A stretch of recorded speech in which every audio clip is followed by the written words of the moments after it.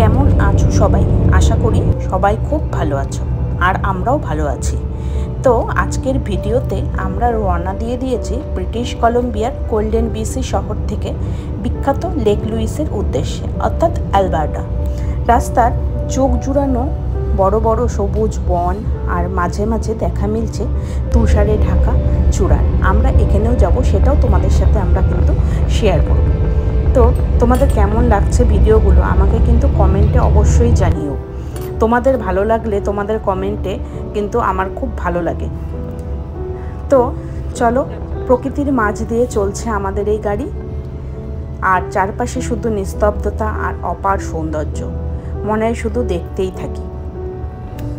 পথে পড়েছে কলম্বিয়ার আইসফিল্ড, ইয়াহো ন্যাশনাল পার্ক আর ক্রমাগত বদলে যেতে থাকা আবহাওয়ার অনন্য দৃশ্য।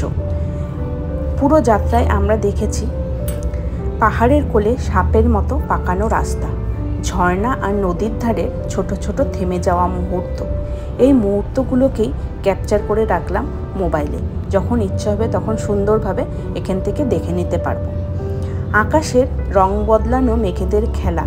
এই যাত্রা ছিল প্রায় 1.5 থেকে 2 ঘন্টার মতো। তবে প্রকৃতির এমন সৌন্দর্য দেখে সময় যেন থেমে গিয়েছিল।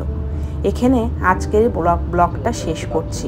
লেক লুইসে পৌঁছানোর পরের ব্লগটা দেখা হবে পরের ব্লগে। ততক্ষণের জন্য সবাই খুব সাথে থেকো, পাশে থেকো। আর আজকের ভিডিওটা এইটুকুই। তোমাদের যদি ভালো লেগে থাকে লাইক, কমেন্ট, শেয়ার আর সাবস্ক্রাইব করে পাশে থেকো। আজকের ভিডিওটা এইটুকুই। ভালো থেকো, সুস্থ থেকো, সাবধানে থেকো।